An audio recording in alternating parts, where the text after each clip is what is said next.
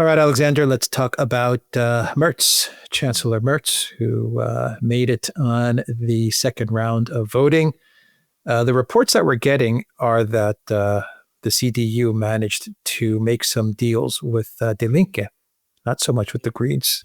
And that's what got Merz 325 votes. So he could finally become chancellor. Very embarrassing event for Merz. So now he's trying to position himself as the tough guy, given that he was completely embarrassed and weakened during the vote for chancellor. He's talking about the United States staying out of Germany and to stop meddling in Germany. I imagine he's going to start talking tough against Russia. He's going to make trips to visit Macron, to meet with Poland, and position himself as the strong chancellor who's going to bring Germany back. I believe that is the phrase that he uses. Germany is back, or Germany's going to come back, or something like that. That's what Merz is talking about. That's what he's aiming for. Your thoughts on? I think he's living on borrowed time. I think that the more the Germans see him, and this now extends to the German people and to the German political class, the more unimpressive he looks. Now, he didn't do well in the German election. He got just over 28% of the vote. Now, Angela Merkel, in the various elections that she had, and by the way, it's important to say that overall, very gradually, CDU support slipped under Merkel. Not always and not consistently, but nonetheless, the worst result she ever got, I believe, was about 32%, 32.5%. So Merz has significantly underperformed compared to the kind of votes that the CDU-CSU used to get, which were classically over 40%, 28.5% or 28.3%, whatever it was, is very, very poor. The German people did not warm to him. They don't like him. It's now clear that he doesn't have solid support within his own party. Now, it is unprecedented for a chancellor or a would-be chancellor of a party that has won an election and has formed a coalition with a majority in Germany, to fail to get elected on the first round. I followed German politics for quite a number of years. The vote that took place to formally appoint Merz chancellor is normally a formality. Everybody assumed that that was what this vote would be. Now, he failed by 18 votes. Now, that means 18 members of his coalition decided not to support him, and 5 of them voted against him.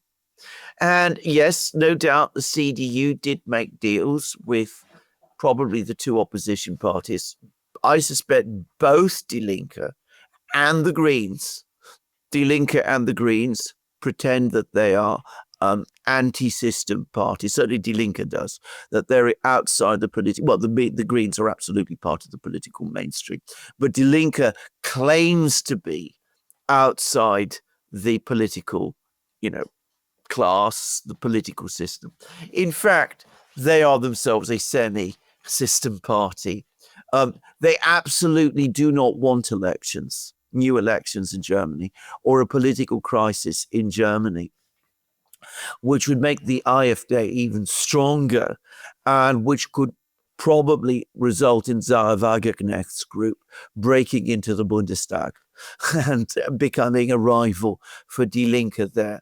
So you can understand why Die Linke, wanting to avoid that, would lend votes to Merz to be elected.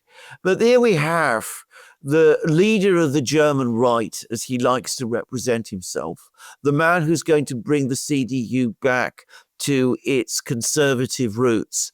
And he's having to cut deals already. He's cut deals with the Social Democrats in order to form a coalition.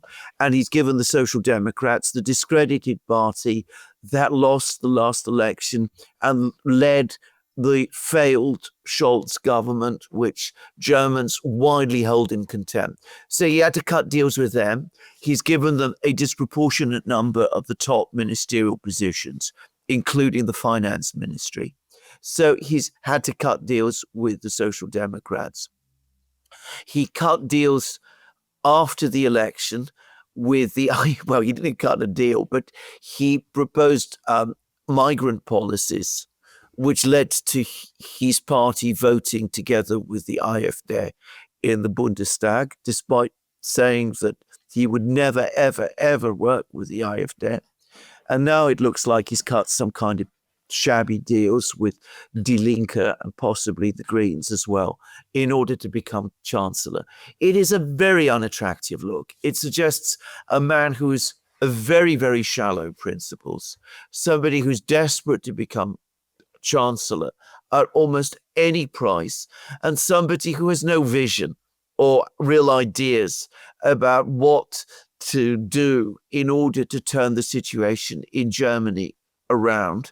He's closing his ears to all pleas to try and get pipeline gas from Russia coming back to Germany again. He's provided no real plan for how to change the situation for German industry. He is saying that the United States should not interfere in German politics, which I suspect many will see as a sign that he's working towards banning the AfD, that is his ultimate intention, because what does he mean when he says that the Americans shouldn't interfere in German politics? The Americans are criticizing steps which are being taken towards banning the AfD. So I think that is what Merz is heading towards doing. And he's going to talk to Macron and he's going to visit Warsaw. And of course, he's not said so, but I think it's only a question of time before he goes to Kiev and embraces the great totem pole and figure that, you know, all of these people in Europe, the EU Centre and its allies all support, who is, of course, Vladimir Zelensky.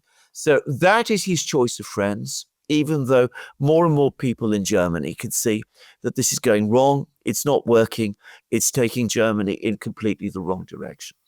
I think he is going to go to Kiev, hasn't he? No doubt of it. Absolutely no doubt of it. I believe he hasn't. I don't know. Maybe he has, maybe he hasn't. But I haven't heard the announcement, but I'm sure he will. Okay. I mean, I think it's only a question of time before he does. Absolutely. What's he trying to do with France and Poland and this whole recreation of the Weimar Triangle and all of this stuff? Well, what he wants to do, I think, is to lead Germany in some form into the coalition of the willing that Macron and Starmer have been cobbling together. I still don't think that extends to sending German troops to Ukraine as part of a reassurance force or anything of that kind. But I think he wants to take an even more hawkish line and an even more pro-Ukrainian line than Scholz did, if that is possible. And I think that's really what it's all about. There will also be talking about rearmament, and there's lots of issues to sort out there. Macron wants all the new weapons to be bought in France. The Germans have been talking about buying weapons from the United States. But then, as we see, Merz himself is in some ways antagonistic to the new US administration. So maybe there's a agreement going to be made there too. But ultimately, I think that Merz and Macron are going to find an awful lot of common ground with each other, because I think ultimately they agree on many things. The one thing I would say about Merz is that he doesn't get on with people. He has long-running feuds. He had a massive feud with Angela Merkel. He apparently dislikes Ursula intensely, and it is a personal feud. It's not one based on policy. It's one of the reasons why many people within the CDU don't like him. So all kinds of problems probably on the horizon as well. we're probably going to see an unbalanced, disjointed government in Germany, led by a chancellor that nobody likes and a chancellor who has no real ideas. Yeah, well, at least he gets along with Macron. You'll probably get along with They're both globalists. They're both bankers. They're both globalists. Merz doesn't like Ursula, and Macron would like nothing more than to take over for Ursula in a de facto kind of way, but he would like to become the emperor of Europe. So he would like Queen Ursula to somehow be diminished. And they both want to escalate with Russia. They both want war with Russia, which Ursula also wants. So I guess it's war with Russia that binds them all together. That's what keeps them united.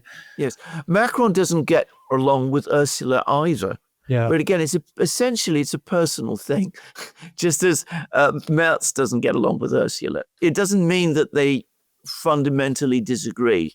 It's just that each one of these people thinks cliques, high school stuff. Absolutely, that's all. That's all it is. Exactly, sooner or later, there will be a reckoning in Germany. I don't think this government is going to survive very long. I think it'd be a very unhappy government. But I think, by the way, if the CDU electorate discovers that deals have been done with Die Linke and the Greens to make Merz chancellor, that's ever confirmed, that will not go down well at all. I mean, especially the Greens, oddly enough. The CDU rank and file loathe the Greens, and many of them dislike Die Linke as well. They see them as basically communists, and who are, which is, by the way, largely true. I mean, Die Linke is essentially the repackaged East German Communist Party, just saying. It's more than that, but there is a strong element of that about it. So, it's not going to go down at all well with CDU leadership, because the CDU membership were led to believe, when Merz became the CDU's leader, that he was going to bring the CDU closer to its roots, which was as a right-wing Christian anti-communist party. So, that he might become chancellor with the backing of votes of ex-communists is not a good look at all. Yeah. He's not a good look at all. Anyway, we'll leave it there. TheDuran.locals.com. We are on Rumble, Odyssey, BitChute, Telegram, Rockfin, and X. Go to the Duran shop, pick up some merch like what we are wearing in this video update. The link is in the description box down below. Take care.